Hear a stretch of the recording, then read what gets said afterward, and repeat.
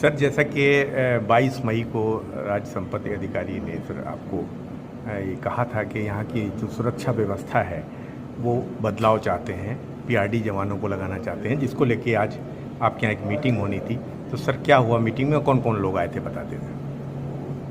देखिए, सबसे पहले मैं ये बताना चाहूँगा कि जवाहर भवन और इंदिरा भवन की सुरक्षा व्यवस्था पहले सचिवालय प्रशासन के द्वारा की जाती थी, जिसमें सचिवालय सुरक्षा दल के लोग लगाए जाते थे।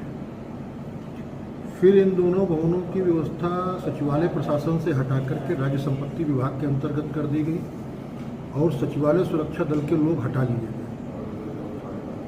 एक लंबे समय तक, लगभग 8 साल तक, इन दोनों भवनों की व्यवस्था एकदम सुरक्षा के नाम पर शून्य रही, जिसके कारण यहाँ पर आए दिन साइकिल चोरी, मोटरसाइकिल चोरी, यहाँ तक कि 4 पहिया वाहन भी चोरी होना शुरू हो गए थे और सरकारी गाड़ियाँ भी चोरी होना शुरू हो गई। महासंघ ने एक लंबा आंदोलन इसके लिए किया और उस समय शासन के उच्च स्तर पर हुई बैठक में यहाँ की व्यवस्था सुनिश्चित करने का यह काम हुआ, जिसमें भूतपूर्व सैनिक कल्याण निगम के जो सेवानिवृत्त हमारे सेना के जवानों द्वारा यहाँ की सुरक्षा व्यवस्था सुनिश्चित कराए जाने का निर्णय लिया गया। लगभग 17-18 साल से बिना किसी शिकायत के एक अच्छा सामंजस्य दोनों भवनों के अधिकारी, कर्मचारी और सिक्योरिटी गार्ड्स में अच्छे तरीके से चल रहा है। बड़ी मेहनत और लगन के साथ भूतपूर्व सैनिक ईमानदारी से, पूरी ईमानदारी से अपना काम कर रहे हैं। महासंघ की समझ में ये बात नहीं आ रही है कि नई व्यवस्था लागू करने के पीछे क्या कारण था। ना तो किसी प्रकार की इनसे शिकायत थी, ना ही किसी प्रकार की दिक्कत थी।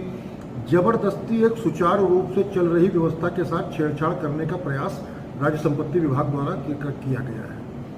और उस पर पहले भी जैसे ही 22 मई को यह पत्र आया था, हम और हमारे महामंत्री जी श्री राम कुमार धानुक जी, दोनों लोगों ने राज्य संपत्ति अधिकारी से मिलकर के इस बात पर कड़ा विरोध दर्ज किया था कि हम इस व्यवस्था को स्वीकार नहीं करेंगे। पीआरडी के जवानों के द्वारा हम यहाँ पर सुरक्षा व्यवस्था नहीं चाहते हैं। भूतपूर्व सैनिक हमारी सुरक्षा व्यवस्था कर रहे हैं, वही सुरक्षा व्यवस्था करते रहेंगे।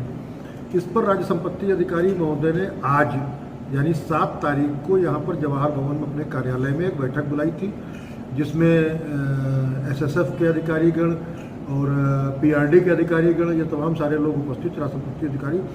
उनको स्पष्ट रूप से आज महासंघ ने बता दिया है कि यह व्यवस्था हम कदापि स्वीकार नहीं करेंगे, क्योंकि इसकी आवश्यकता नहीं है।